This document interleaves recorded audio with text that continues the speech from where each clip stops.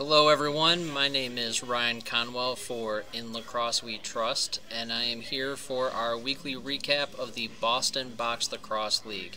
With me is league co-founder Chuck Jaffe, who is also a member of Bullseye as their goaltender.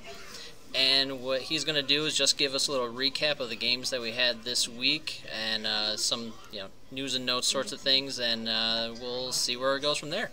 So, Chuck, why don't you tell us about the first game, who played, and what were some things you want to know? Well, the first thing everybody needs to know is that the way our league works, you basically get everybody 3 times, and this was the start of the second go-round. So these were all rematches and the start of the first serious bad blood. And in the first game tonight, you had Bullseye beating Primetime 19-9.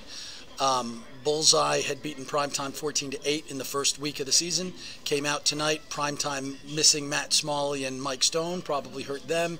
Bullseye did what it does, which is had wide-ranging scoring. 12 different players got goals tonight.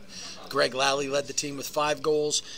Ben Smith, who's a Harvard assistant coach, former Harvard player, former Johns Hopkins player as well, finished with 1 goal, 5 assists, and 10 loose balls, and he was the Mark Mesh Player of the Week this week in leading Bullseye.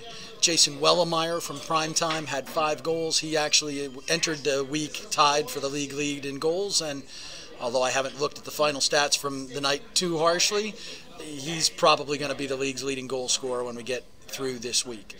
In our second game, you had Mega Men and the Blazers in a rematch, and in the first meeting, it was Mega Men coming out on top, and they in fact were standing in first place going into the night, but they're not standing there anymore because the Blazers took them down 16-5. Now, the Mega Men have the 3 leading scorers in the league entering this week in Brian Bendig, Mike Maggio, and Bobby Dabrio, and I believe only Maj was here tonight, only Mike Maggio was here tonight. So they weren't showing it their full offense. Meanwhile, the Blazers saw the return of Brandon Doobie, who is one of the best players in the league, Vermont Voyager, former Kentucky Stick Horse, etc.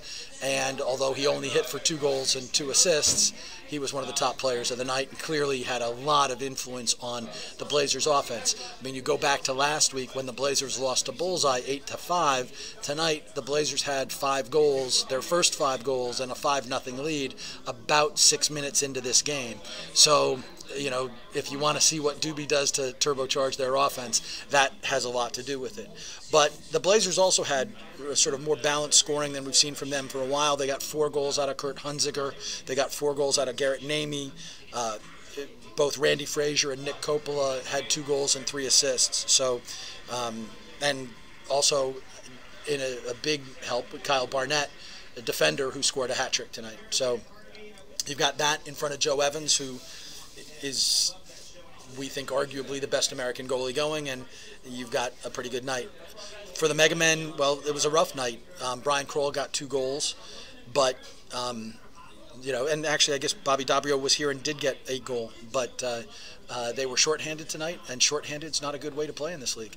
So what it sets up for us is in week 5, you're going to wind up with the Mega Men playing Bullseye for first place, and the Blazers basically playing to be hopefully getting into that first place battle the following week, because the Blazers have 2 losses.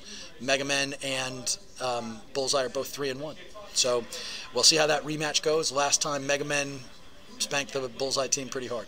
All right, and I like how you mentioned that this was Doobie's first week back. Do you know of any other players that are going to be filtering into the rosters as we get into this, as you said before, the second go-around of matchups? Well, we've got a couple of guys who, their schedule has been tight.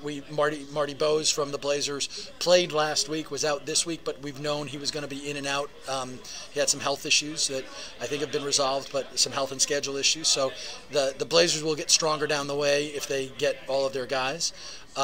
For Bullseye, we're missing one of our stay-at-home defenders, Scott Kessler. And we unfortunately have lost Marshall Burkhart for the season before he ever played. Marshall is recovering from injury, and so we'll see him in the wintertime, but not right now. Tough to lose a guy who plays for the Ohio Machine before you ever get him in a game, but we're hopeful that a guy named Greg Paul, who used to play for the Boston Rockhoppers, is going to be able to flesh out our roster and maybe give us a little help there, and we may have another surprise up our sleeve as well, depending on what has to happen. And I think with Mega Men, you're looking for them to basically show with a full bench. We know that Brian Bendig, who's probably the leading all-time scorer in the league, has got a busy schedule, and we know he's not going to make all the games. But when he's here, that team is very tough to stop.